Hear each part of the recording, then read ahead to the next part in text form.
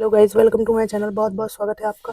आज हम एक जनरल कलेक्टिव रीडिंग कर रहे हैं कि अगर वे अकेले में आपसे मुलाकात करते, आपसे मिल सकते, तो वे आपके बारे में क्या सोचते और आपसे क्या फीलिंग्स शेयर करते। नो कॉन्टेक्स्ट सिचुएशन पर ये रीडिंग है। देखते हैं क्या आता है। Divine ancestor, master spirit guide, please messages को निकालने में मेरी हेल्प कीजिए। Thank you divine, thank you. अगर ये आपसे अकेले में मिलते तो ये आपको पूछते कि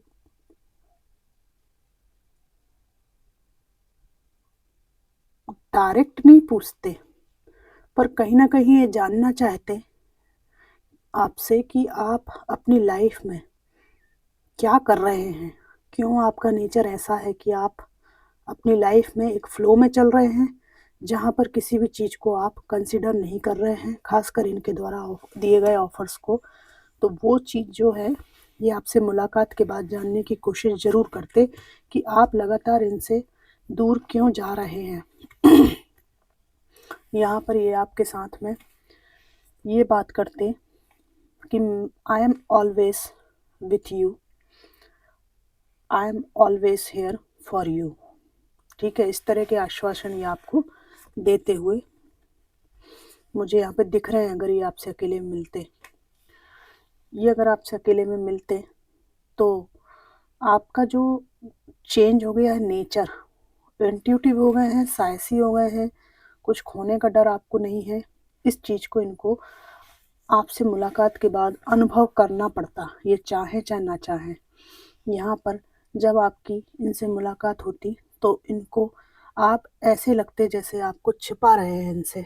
इंट्यूटिव, स्ट्रॉन्ग और अपने निर्णयों पर अड़िग, आपको अच्छी तरह पता है कि आपको क्या करना है, कितनी बात इस पर्सन से करनी है, क्या नहीं कहना है। तो आपको ये ऐसे देखते कि आप इनको सब कुछ नहीं बता रहे हैं, ऐसे रूप में आपको देखते। इनको लगता कि आप इनकी सुन रहे हैं, पर आप इनको अंदर तक सब जानते हैं इनके बारे में, ऐसा इनको लगेगा। यहाँ पर आपकी फ्रीडम भी ये देखेंगे कि आपको कोई फ़र्क नहीं पड़ रहा है, कोई फ़र्क नहीं पड़ रहा है। ये आपसे मिलने भी आए हैं या बात भी कर रहे हैं उससे, आप दोबारा इनके बंधन में बंधना नहीं चाहते, ऐसा फील होगा इनको। आप अकेले ही आप अपनी लाइफ में सारे निर्णय लेना चाहते हैं। इनकी टॉक्सिसिटी से इतने त्रस्त हैं आप कि इनको भागीदार नहीं बनाना चाहते। टॉक्सिक है तब तो आपने पीठ फेरी है। और आपके द्वारा इनसे इसलिए डिस्टेंस बनाया जाता बातचीत के दौरान भी, खुली किताब आप नहीं रहते, क्योंकि इस व्यक्ति ने जो भी आपको जख्म दिया है, थर्ड पार्टी में डाला है, उसका एहसास आप इनको अपनी आंखों से, नज़रों से करा देते कि अब इस बारे में कोई बात हो ही नहीं सकती है, जो तुमने मुझे दुख दिया है। अच्छी तरीके से ये समझते अगर आप इनसे अकेले में मिलते। आपसे अकेले में मिलते ये तो इनको एहसास हो जाता है कि जो अकेलापन इन्होंने आपको दिया, वो अकेलापन अब आप इनको प्रसाद स्वरूप देना चाहते हैं। आपसे मुलाकात करने के बाद इनको वो निराशा घेरेगी जिसका इनके पास कोई भी उपाय नहीं होगा। अपनी दुनिया को बनाने में लगने के कारण, अपनी दुनिया अलग बनाने के कारण इन्होंने आपके ऊपर, आपकी पीड़ाओं के ऊपर ध्यान नहीं दिया। और आपसे मुलाकात के दौरान इनको ये अच्छी तरह एहसास होगा कि आप अपनी दुनिया अलग बना रहे हैं। अगर इन्होंने डिसाइड किया था अलग होने का, तो आपको भी अपनी दुनिया बनाने से ये रोक नहीं पाए। अच्छी तरह से एहसास इनको हो जाएगा। यहाँ पर बॉटम ऑफ द डेक का कार्ड है ये है 10 ऑफ वॉन्ड्स। यहाँ पर जीवन के प्रति सकारात्मक आपका जो नज़रिया है, जिम्मेदारी जो आप उठाना चाहते हैं, स्ट्रगल करना चाहते हैं, वो सब चीज़ इनको आपसे मुलाकात के दौरान महसूस होगी कि एक्सट्रीमली हार्ड वर्क आपने किया है। लेकिन इस हार्ड वर्क के आड़ में परेशान होकर ये व्यक्ति मतलब परेशान होकर इस व्यक्ति को आप अपने जीवन में नहीं लाएँगे। आपकी बातचीत से, आपके तरीके से, आपके इग्नोरेंस से इनको अच्छी तरह से समझ में आ जाएगा कि जब मुझे चूज़ करना था तब करना था ना, अब मुलाकात करने से आके ये सब आश्वासन देने से क्या होगा, ऐसा। तो अब मैं इनके कुछ मैसेजेस निकालूँगी कि अगर एकांत में आपसे मिलेंगे तो क्या कुछ कहेंगे आपसे, क्या संदेश रहेंगे आपके साथ इनके, क्या संदेश देंगे आपको। देखते हैं। Divine ancestor master spirit guide, please मुझे बताइए कि अगर मेरे व्यूअर्स से उनके जो भी पर्सन हैं जो नो कांटेक्ट में हैं, अगर मुलाकात करेंगे तो क्या संदेश देंगे, क्या कुछ कहेंगे।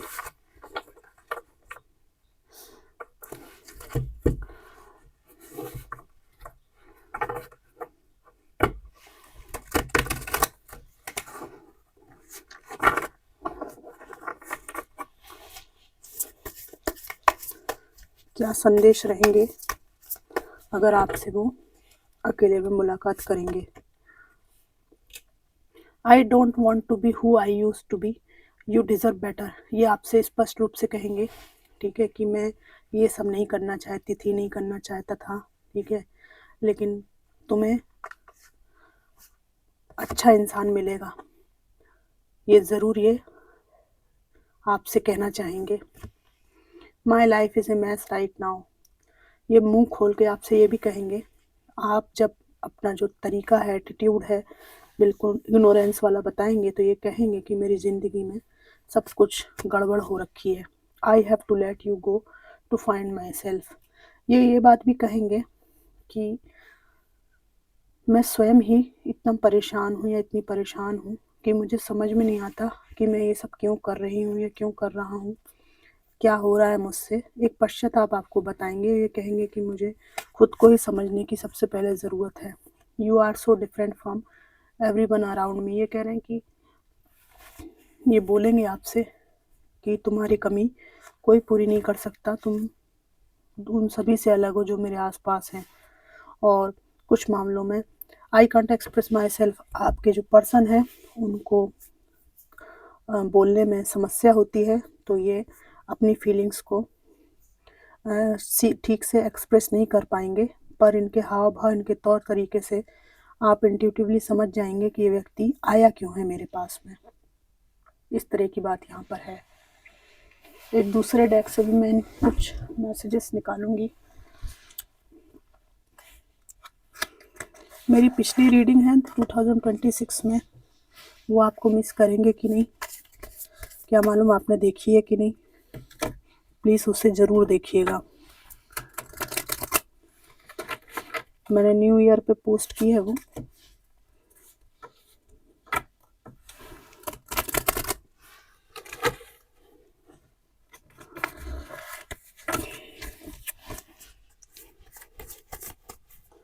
क्या संदेश है मेरे व्यूअर्स के पर्सन के। Thank you divine, thank you, thank you. It was my fault but I blamed you. ये मानेंगे इस चीज़ को कि मेरी गलती थी, पर मैंने सारा आरोप तुम पे लगा दिया है। We both know I am not the one for you. ये कह रहे हैं कि ये कलेक्टिव रीडिंग है, कई तरह के संदेश हैं, सब चीज़ सबके लिए ज़रूरी नहीं है। आपके पर्सन ये कहेंगे कि हम लोग एक दूसरे के लिए परफेक्ट नहीं थे, ये हम दोनों ही जानते थे। एज डिफरेंस हो सकता है, कल्चरल डिफरेंस हो सकता है, उस चीज़ को ये बताएंगे। I wish thing could be different. ये कह रहे हैं कि चीज़ें अलग हो सकती थी, अलग तरीके से टैकल कर सकते थे, पर हमने किया नहीं, हम दोनों की गलती है, ऐसी बात कहेंगे। आई वॉन्ट यू, ये भी कह सकते हैं कि मुझे तुम्हारी ज़रूरत है। It's time for me to heal now. ये कह रहे हैं कि ये कहेंगे आपसे कि मुझे हील होना चाहिए क्योंकि मैं बहुत परेशान हूँ।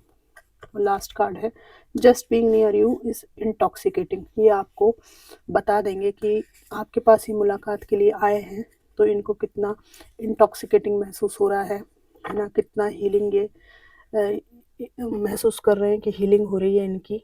ये आपको इनके तरीके से पता चल जाएगा।